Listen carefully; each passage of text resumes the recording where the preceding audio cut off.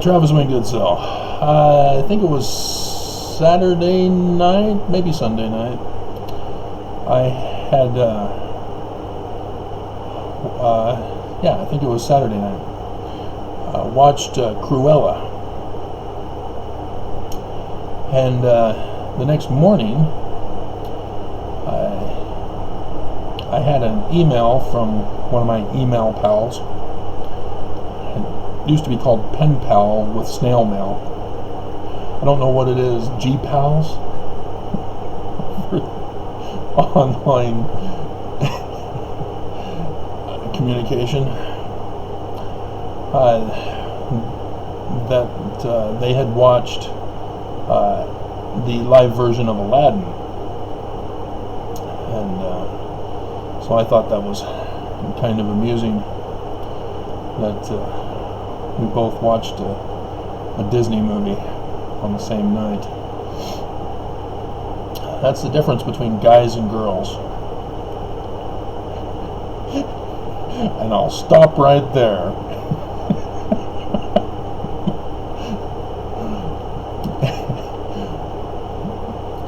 But I then watched Aladdin last night. And dear God, Naomi Scott's performance was speechless. She was awesome.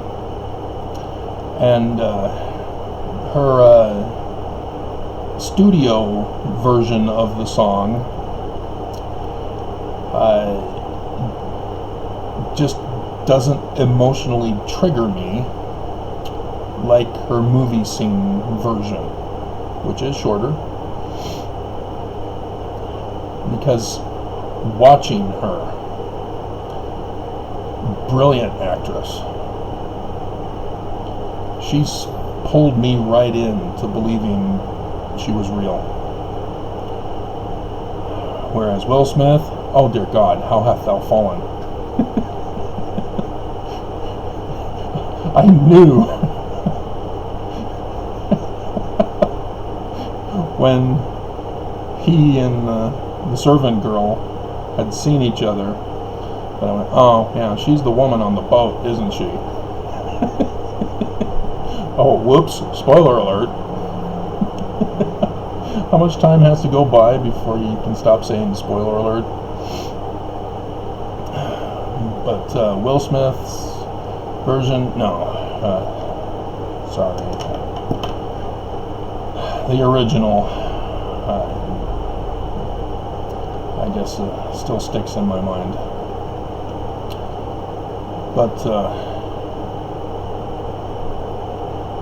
my history with women, growing up Mormon,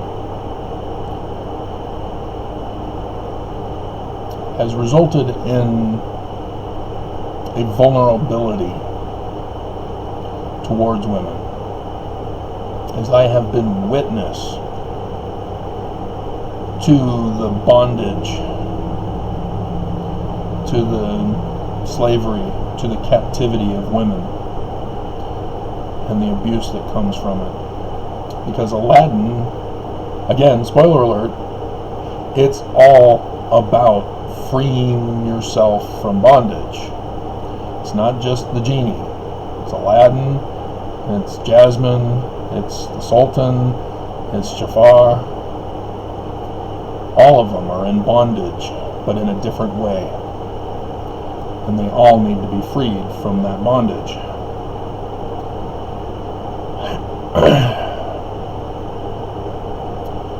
And so I have watched Mormon women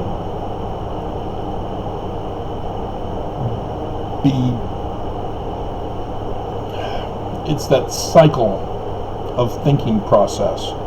Spiritual witness, because it's from God. Spiritual witness, because it's from God. That women likewise embrace in the church, to keep them in the church and in bondage to the prophets. with the brainwashing and the hypnotism and the idol worship, whatever you want to call it. And I witness how the church then uses that against them to turn women in the Mormon church into awful human beings, to attack others, to use emotional blackmail, to extort and threaten their loved ones, their family, their spouses, children, friends. And I see it in our community, where psychologists have infiltrated our society with the fallacy arguments that cause the brainwashing and the hypnosis and the incorrect thinking processes for the emotional cycle, rather than calling it a spiritual witness cycle, and how regular women in society are abused and used in that same way to become the weapons of the abusers. And likewise with ex-Mormons, as they recognize that the church is wrong, but don't understand the underlying pattern that caused the problem. And so they too continue in that manner. And so, to free yourself from Mormon bondage requires real, pure, scientific-based, sound knowledge. You have to re-examine everything that the church had indoctrinated us with. And so let's start with deity. Mormons are different than Christian, because Christians have that spiritual cycle. It's called Trinity. It doesn't exist. And so it puts you in a loop that you can never pull out of unless you realize it's not true. It's not real, and can never be known to be real. And so I am being used by my religious leaders to hold me in bondage. Mormons are different, though. Mormons use Joseph Smith's physical aspect to deity. Personage of flesh and bone, as tangible as man's, and impose that on the Christian Jesus. And Mormons are fooled, because you can't mix anything of the physical realm with that of the unreal supernatural realm. Supernatural, by definition, means not real. It's not natural. It's supernatural.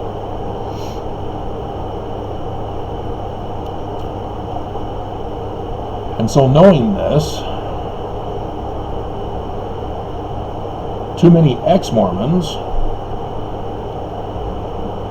will either go back to Christianity for their cycle rather than the Mormon cycle, or they just give up on God altogether. And then there are some that will be half Christian, half atheist, and say, I don't need religion to worship God. Are you really worshiping God, though? Yeah, I am. Okay.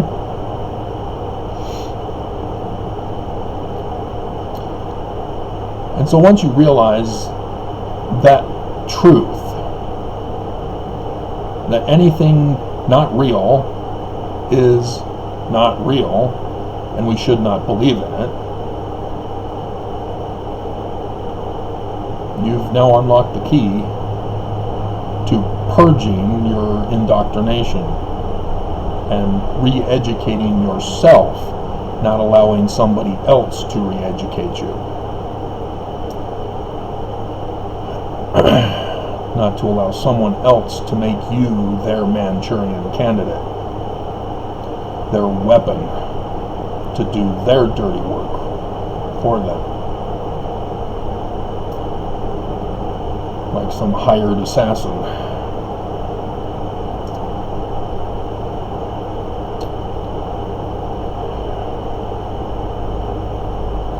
And so there's another danger that people don't want to know what Joseph Smith was all about. They don't care. They know the church lied, that's it, they're out. And if that's what you want to do, fine, but don't get caught up in somebody else's or your own creation of such, because you're still in bondage. And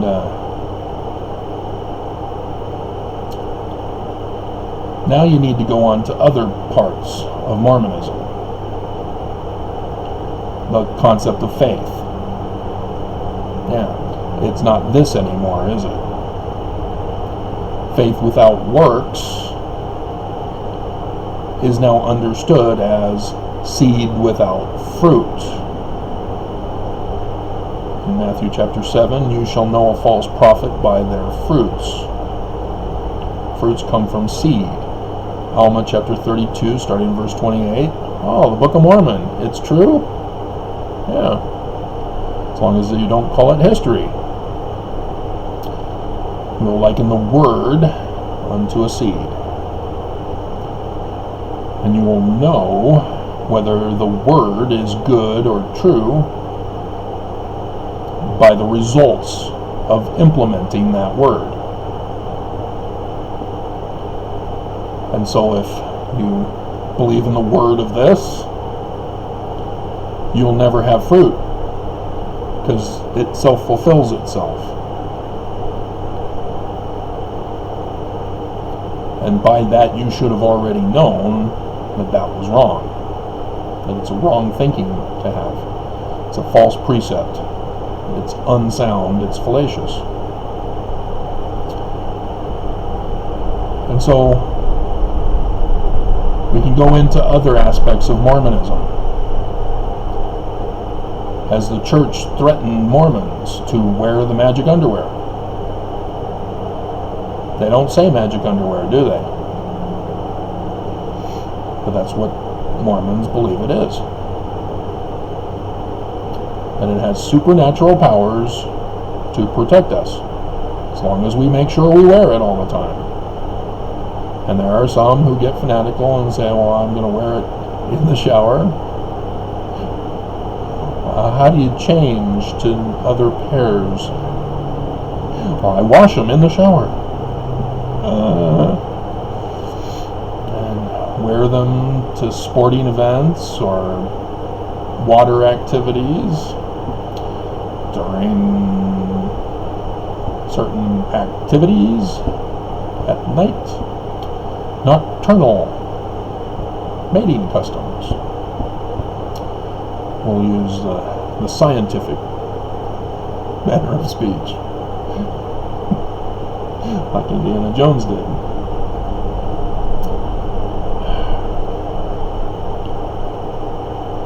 And when you get to the point where you start to say, wait a minute, maybe this church isn't true, if you don't follow this process of freeing yourself, you'll be trapped. That's what the church wants. Is that if you're offended with some lie, and you just go out into the world with this, they know that they'll get you back one day or another.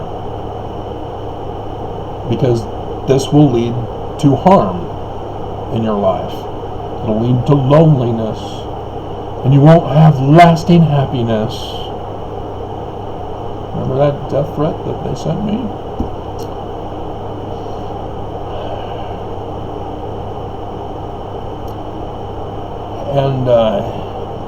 And so they're hoping that you don't learn the truth,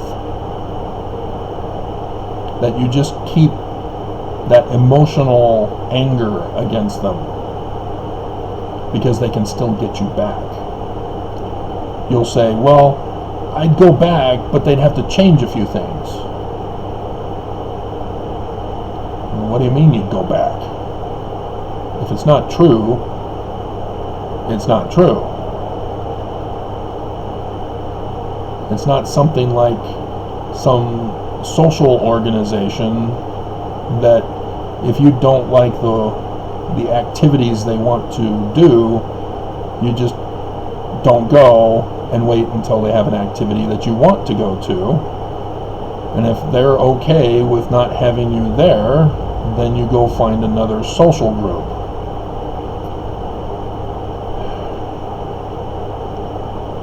The church specifically extorts with threats of your exaltation, with threats of punishments on earth if you don't stay loyal and stay silent and conform and comply. That you have to remain speechless in church. That you have to remain speechless when the bishop gives you an unrighteous order. That you have to remain speechless to the world and not expose their crimes. As the church has even fooled you into thinking that there is no crime that they're committing because they're a religion, because it's from Jesus. And so you don't see that tithing is a protection racket, which is a crime. You don't see that the wedding ceremony text makes the woman a sex slave to her husband. And she's supposed to still obey him, despite Nelson taking that part out and changing it so that she obeys the prophets now, because they speak for God. And the prophets then tell the women, obey your husband. And then, oh, by the way, we snuck in polygamy in the law of chastity. So we already know the church has bondage beyond the bondage they already have. They're restoring the bondage of Brigham Young for the future.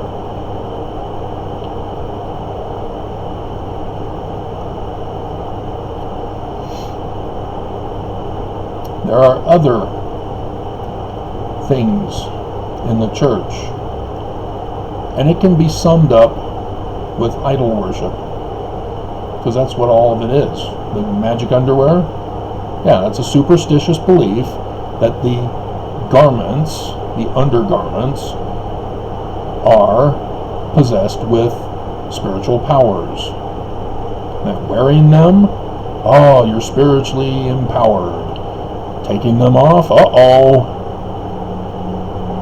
Lucifer's gonna get you now. That's idol worship. And so the belief that, oh no, I can't just throw it on the floor, I have to be careful. I can't let them get wrinkled. I'll have to burn them. Like the flag if it falls on the ground. That's all superstition. That keeps you in bondage. Because the prophets are able to distance themselves, having created an idol for you to worship. You're not realizing that it's the prophets who are the source of your bondage, because they created an idol to distract you.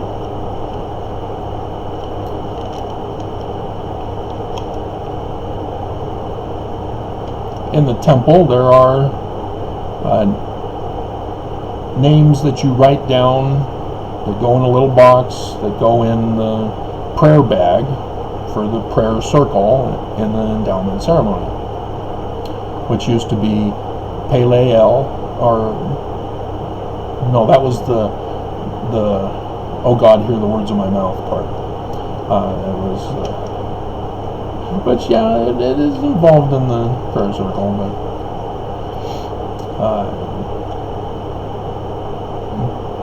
but that concept, again, is a superstitious practice based on idolatry, performed within the temple. Because you don't need to write down people's names, and the church is very specific. You have to write out one name at a time. You can't group, all together. And can't we just pray without having any of that process? Yeah. But then the question is, how do you pray? Because now prayer becomes a form of idol worship and superstitious practice. Because do you pray to God? Because witches have spells. What's the difference? None. One is called a spell, the other is called a prayer.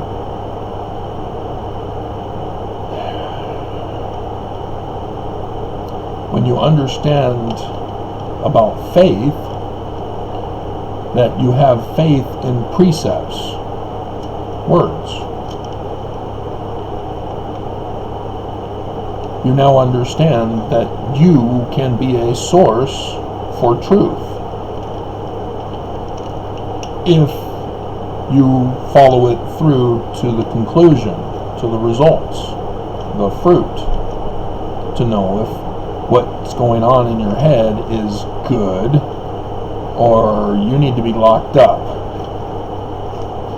But if you're not going to ever find out, you'll continue to have those beliefs, and eventually you will act on them, and you will see the fruit, even though you're stuck in this belief cycle, but you won't interpret it as fruit, or at least correctly interpret it as fruit. You'll instead make justifications for why it was good and not bad, why you shouldn't be locked up. And so yeah, the temple endowment ceremony has to be kept a secret from the world. Why? Why the name, signs, and tokens need to be kept secret? Where in the Old Testament in Genesis is there ever a new name that is not already revealed to us? Why do we have to keep our new names a secret? Why only the men get to know their wives' new name, but the women can't know their husband's new name? And then if you understand that it's the same name for everyone who goes through that same day, and you know the website to learn anybody's name once you learn when they went through the temple for the first time. Again, that's superstition based on idol worship. But in this particular case, it's even worse than that, because law of obedience, oh, women are sex slaves to their husbands. Yeah, I think they want to keep that a secret, don't they? Oh, the law of chastity used to be about polygamy, and now it's back again. Yeah, I think they want that to keep a secret, because it's against the law. And the others loyalty and obedience to the prophets over the United States of America? Yeah, that's a problem. In fact, there was even one during Brigham's time that was death to America. See, the church uses the front of Joseph Smith, but they use it wrong because they claim it's all real and literal. You know, the Book of Mormon's history, Joseph Smith's history is real history. Doctrine and Covenants, which was coded, is literal and real, etc., etc. And as a result, it's not. But again, if you don't do the real research to find out why Joseph's own history was coded, why the Book of Mormon was coded along with the Doctrine and Covenants, the church has got you trapped still, because they can reel you right back in, especially when they're the only government left on earth, because the church is anti-government. They are the terrorist organization.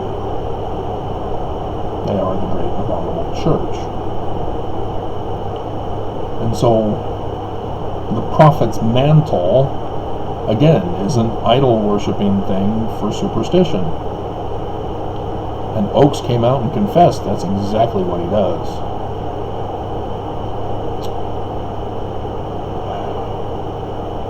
And so prayers, reading scriptures, attending church, attending the temple are all superstitious practices. If you believe that doing those things have spiritual power and endow you with spiritual power. Oh no, I gotta keep reading to feel the Spirit. The words are right there, and you're waiting for a feeling? Why aren't you implementing the words that are already written for us? When you complete something and find out it's true, that's where the wow comes from. But until you actually do that, you'll never know. And the church keeps you in bondage that way. And then the church also does a lot of, oh, don't do that. No, no, no. That's the evil part. So there's a whole bunch of commandments of don't do this, don't do that. You know, words now become bad. Not just single words, but words that aren't from church-approved sources. Songs that are not hymns, that are bland and dull, because they purposely manipulate the composition. Sunshine in My Soul song, it has the chorus that overlaps the chorus, and it's gone. They took it out because you can't have that. It takes away from the Spirit. That was their reasoning. Has to be bland, boring, dull, puts you to sleep, and that's how you feel the Spirit. I call BS. And the word of wisdom. All of these take away from the Spirit, they say.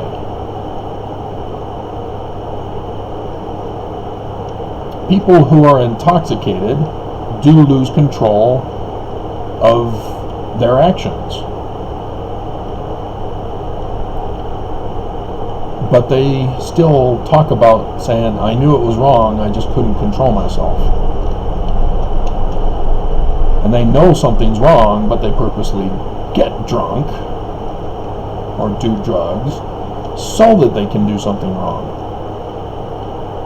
And I was even told to harm women by my peers in high school.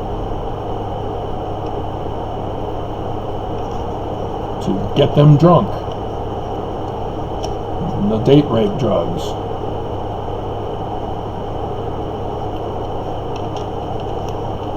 There's a difference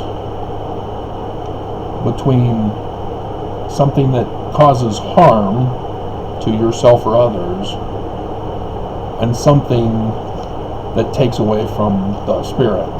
The only thing that takes away from the spirit is you not taking a precept and finding out if it's true or not.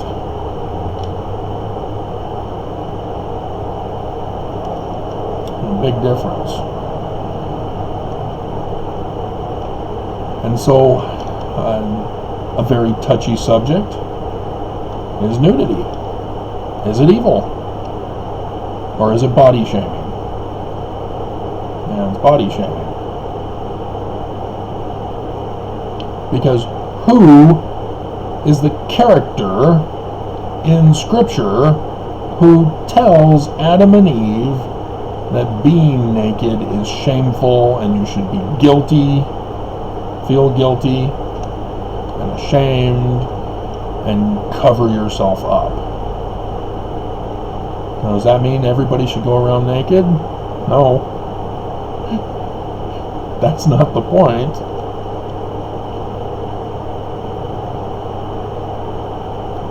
The point is whether you turn your own body into an idol to be worshipped either as something of good possession, spiritual possession, or demonic possession.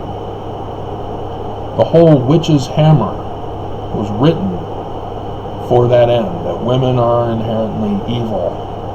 And they go back to the garden story. That Eve, she's the cause of this evil. So we've got to keep women under control and in bondage. They are the cause. And so we must cover a woman up to protect man from falling.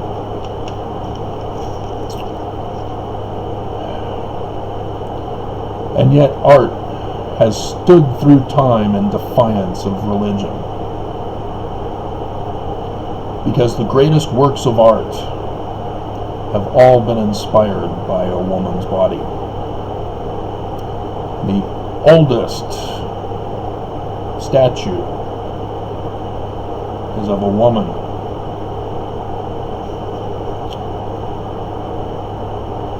Women are inspiring.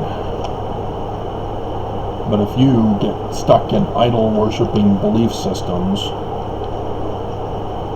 that's not how you see it. And you end up becoming the abuser, the evil one who causes harm.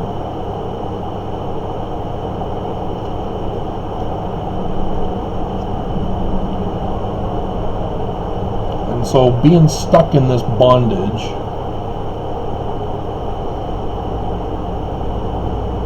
is difficult to pull out of until you start seeing the harm that it causes.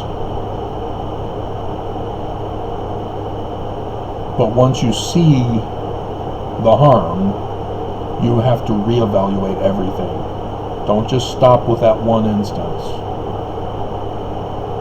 Say that it's just an anomaly. Because it is a pattern of practice that has permeated our whole culture, not just Mormonism, not just religion. And so if you truly want to no longer be speechless, you need to learn how to identify truth. And you, and only you, can do it. As much as I try to teach you how to learn for yourself, until you actually make the decision to plant that seed of mine to find out for yourself, you're not going to believe. And if you just listen and never actually implement it, it's the same thing as not believing. You can give me lip service all you want, but you clearly don't believe. And I can see it in people's comments that they like that I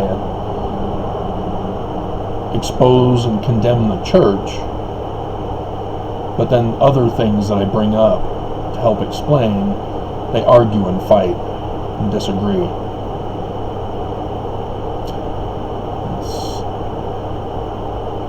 It's an all-encompassing package, but it's not the dichotomy that the church sets a trap for. That if you don't believe in the church, therefore you're now for Lucifer, because the church is for Lucifer. But if you don't realize that and seek and pursue truth, you're still with Lucifer, which is that cycle trap in your thinking process. And that's why they set the trap. And so it's not any wonder that the church appeals to Christians, that they use Jesus, that the name has Jesus, because Christians are in bondage already, and they're fractured. The Protestant Revolution, is it revolution? I think it is a revolution. Protestant Revolution that caused the breakup, and now there are literally over 1,000 different organizations. And then there are those who don't want organized religion, who just want to worship Jesus.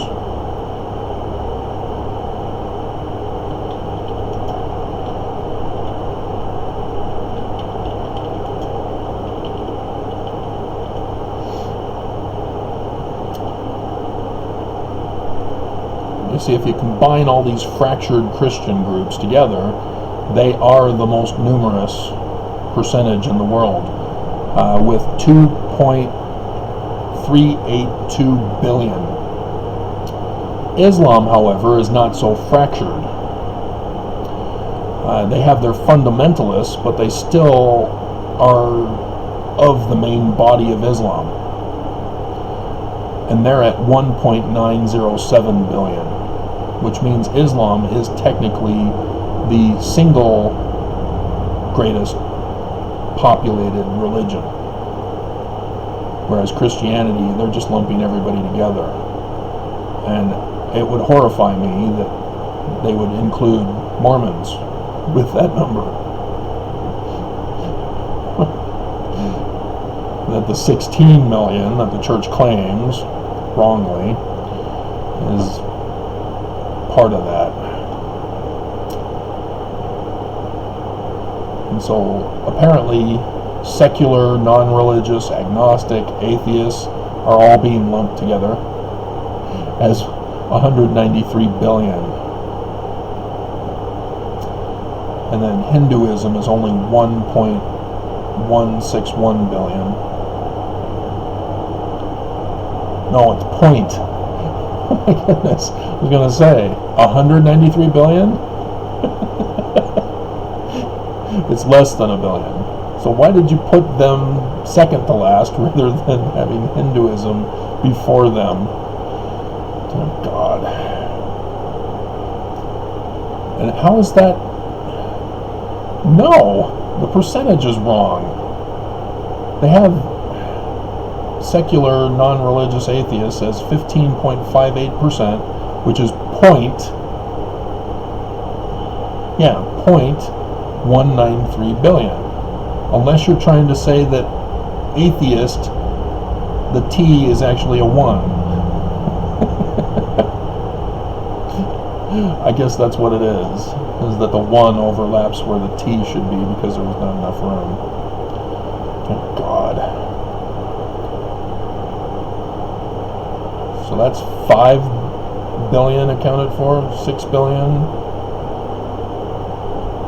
Yeah, 6.5 billion accounted for. And so then, who are the others?